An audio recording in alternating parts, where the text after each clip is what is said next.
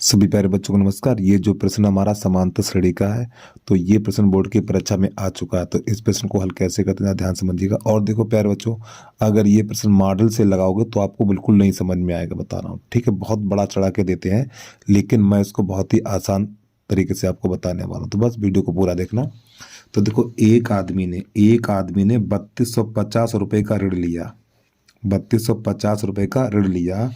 उसने पहले महीने 20 रुपये दिए, तो ये मान हो जाता है हमारा ए का। तो ए बराबर लिखना हमें 20। ठीक है, और प्रतिमाह 15 रुपये बढ़ाता गया, और ये वाला मान हो जाएगा हमारा डी का। तो डी बराबर लिखना हमें 15। ठीक, और ये वाला प्यारे बच्चों हो जाएगा एस एन का मान हो जाएगा हमारा। एस एन बराबर हो जाएगा हमारा 3250।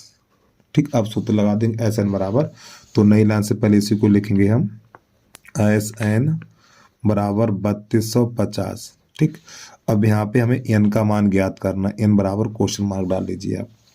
तो एस एन का सूत्र क्या होता है, एन बटा 2 2a plus n minus 1 into d, और बराबर 3250।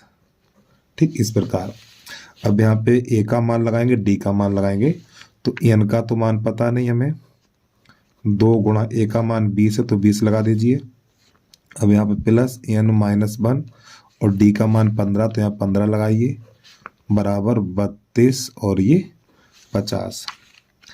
अब यहाँ पे हम क्या करेंगे, ये तो बन जाएगा 40। तो एन बटा 2 ये बन जाएगा 40, और प्लस इसका अंदर गुणा करेंगे, तो ये 15 एन और माइनस का 15 बन जाएगा हमारा। ठीक है, 15 गुणा इसमें करें, 15 एन माइनस का 15, और बराबर 3250। अब यहाँ पे थोड़ा और इसको आगे बढ़ाएंगे, एन बटा 2 तो ये 40। अब इसको घटा देते अच्छा रहता, 40 में से 15 घटा दो। जब हम 40 में से 15 घटाएंगे तो प्यारे बच्चों 25 बचेगा यहाँ पे हमारा। ठीक, 25 लिख लीजिए, ये 25 हमारा। ठीक है, और प्लस का 15 एन, प्लस का 15 एन, और बराबर 3250।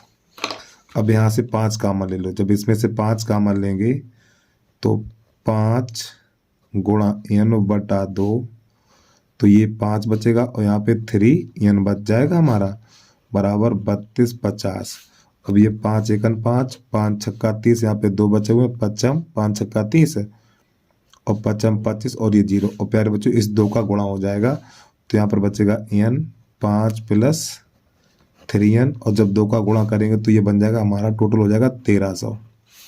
ठीक है, अब इसमें n का गुणा करेंगे, तो जब इसका इसमें करेंगे 3n² प्लस का 5n, इसको अंदर लाओ माइनस का 1300, और बराबर 0।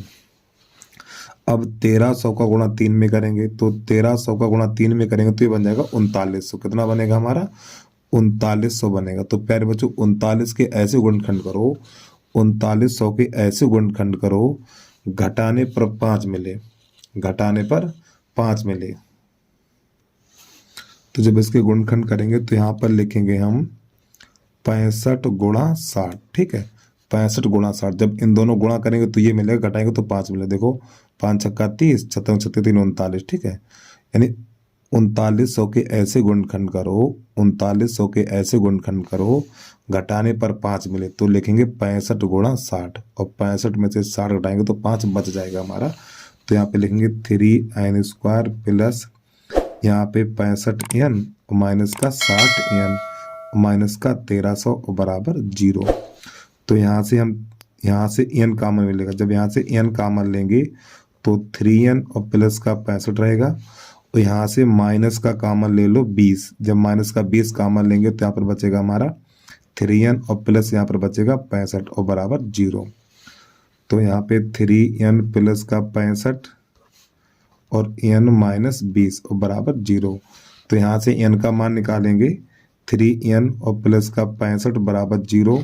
तो 3n बराबर माइनस का 65, तो n बराबर निकलेगा माइनस का 65 बटा 2, सॉरी 3 हो जाएगा। और प्यारे बच्चों ये वाला उत्तर हमारा अमान्य होगा, क्योंकि जो हमारा नंबर होता है कभी परमेय संख्या नहीं होता है, अमान्य। ठीक है, अमान्य यहाँ पे लिख देना। अब इसके बाद ये संख्या लिखेंगे n माइनस 20 बराबर 0, और n बराबर 20। तो यही आ गया प्रश्न का आंसर हमारा। ठीक है, तो वो 20 माह में ऋण चुकता कर देगा। ठीक है, तो यही आंसर आ गया। तो बस प्यारे बच्चों, आज के लिए इतना ही। जय हिंद, जय भारत।